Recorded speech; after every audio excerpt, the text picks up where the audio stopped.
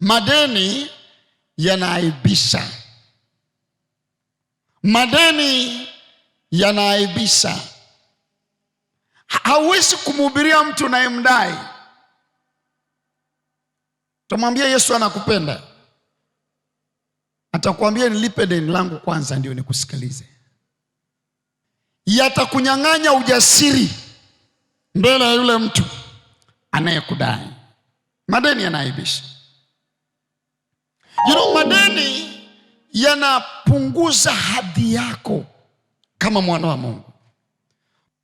Na unisikilize wana wa Mungu, mali yote duniani, anasema fedha na dhahabu ni mali yake, lakini hizo fedha na dhahabu za Bwana anazipitisha mikononi mwako.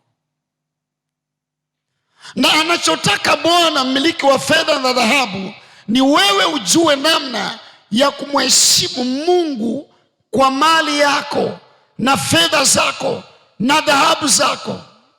Na ukijua kumheshimu na kumweka kwanza katika uchumi wako, ni moja ya siri ya kushinda vita vya madeni.